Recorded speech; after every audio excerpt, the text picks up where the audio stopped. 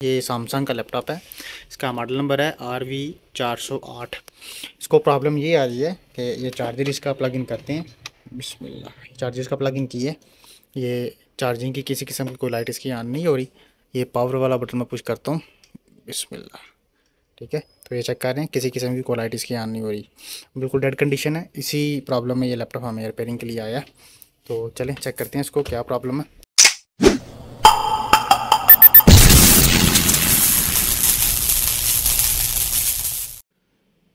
बिस्मिल्लाहिर्रहमानिर्रहीम। दोस्तों, अल्लाह के फ़ज़ल और उसके करम से आज फिर एक नई इन्फो के साथ मैं आपकी खिदमत में हाजिर हूँ। ये सैमसंग का लैपटॉप है। इसका मॉडल नंबर है RV408।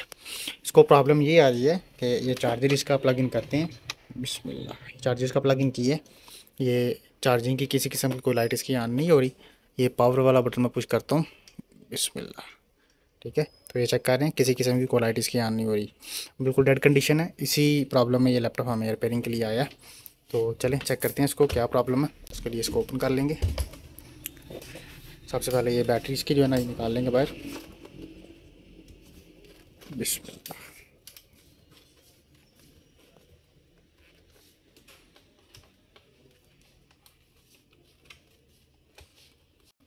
बिस्मिल्लाह ने अच्छी बैटरी बाहर निकल आई है। अब इसके ये स्क्रू वगैरह ओपन करके तो ये बैक कवर इसका ओपन कर लेंगे।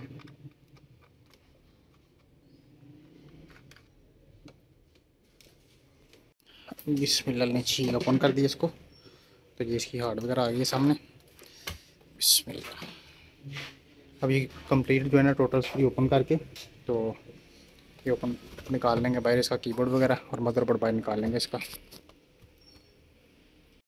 बिस्मिल्लाह। नीचे कीबोर्ड ओपन हो गया इसका।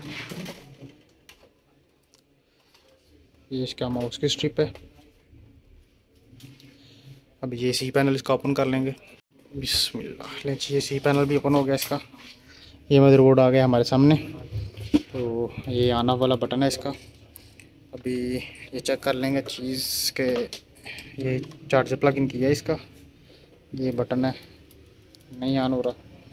तो ये चार्जर की केबल उतारेंगे। सबसे पहले ये सीमोस का जो सेल है इसका ये उतारेंगे ताकि ये फैक्ट्री रीसेट हो जाए, सेटिंग कंप्लीट इसकी। ये चार्जर प्लग इन किया है इसका, तो बिल्कुल डेड कंडीशन है सेम। अब ये वोल्टेज वगैरह चेक कर लेंगे इसके। फिर उससे पहले ये बटन जो है ना डायरेक्ट ऑन करके चेक कर लेंगे।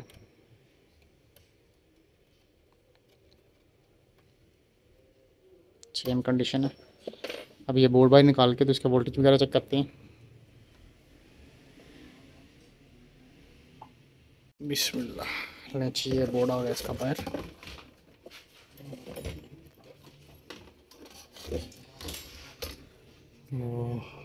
ये शायद हीट लगाई है किसी ने पहले, ग्राफिक हीट लगी है पहले इसको। इसके वोल्टेज चेक कर लेंगे पहले, वोल्टेज किधर किधर आ रहे हैं इसके।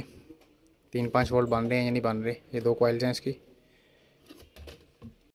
जी, बिस्मिल्लाह। ये चेक करें, ये 3-5 वोल्ट की कॉइल है, ठीक है, जो कि इसके वोल्ट नहीं आ रहे, ना 3 वोल्ट आ रहे हैं ना ये 5 वोल्ट आ रहे हैं, ठीक है। लेकिन ये 3-5 वोल्ट का इशू जो है ना ये गर्म हो रहा है बहुत ज़्यादा। ये नंबर लगा हुआ है 51-125, TPS 51-125, लेकिन ये गर्म हो रहा है। तो ये प्रॉब्लम IC का नहीं निकलता ज़्यादातर, ये कंट्रोलर का निकलता है।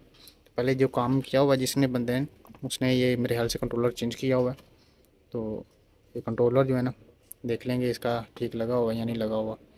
ये कंट्रोलर शॉर्ट लग रहा है, अभी देखते हैं, इसको वेरीफाई कर लेते हैं।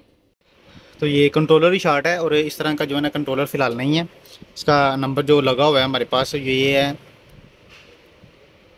MEC 1300NU, SMSC का लगा हुआ है।